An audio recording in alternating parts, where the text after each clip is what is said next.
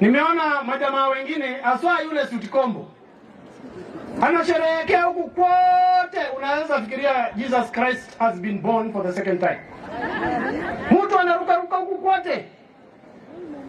Nataka mchukue habari kwanza kwamba sisi wabunge ambao wako katika Kenya Kwanza na pia katika muungano wa sisi na ODM broad based, tuko na wabunge ambao wamechaguliwa zaidi ya 300 na tumetulia.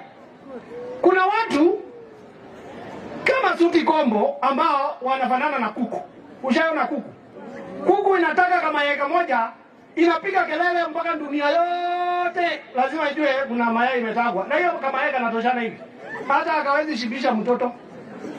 Lakini pia kuna ng'ombe ambaye inakamuliwa inalisha maziwa kijiji mzima na ng'ombe imenyamaza pole pole.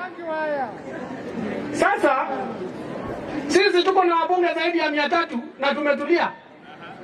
Lakini mtu amepata kakiti moja, ana dunia yote anazunguka huku, anasema ati William Ruto sasa hayuko ho.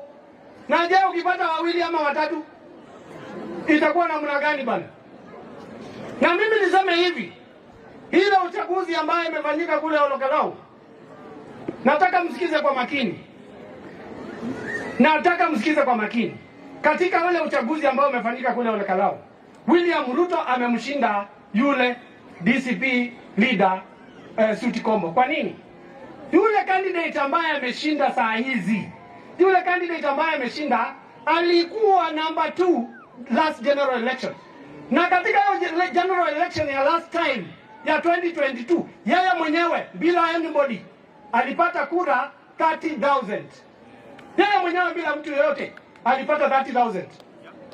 Sasa amepata 3440. Kwa hivyo mtu ya Sutikombo amemuongeza 5440 peke yake. 5440. Na ile kura ambaye imepigiwa huyu candidate wetu hiyo 5450 ni kumaanisha kwamba DCP imeshindwa na kura 10. Kweli ama uongo? Ya, si ameshindwa na kura 10. Kwa sababu yeye wewe huwezi amka ati useme ati ile kura imepigwa ati ni yako na huyu candidate alikuwa amepigiwa kura peke yake bila wewe. Na hiyo haiwezi kusemekana ati William Ruto sasa ati amepoteza umaarufu. Utapotezaji umaarufu ukiwa na wabunge 300 kwa mtu ambaye yako na mbunge mmoja? Umeona ati anasema ati sijui mlima imefanyika nini. Hiyo katika by election ambazo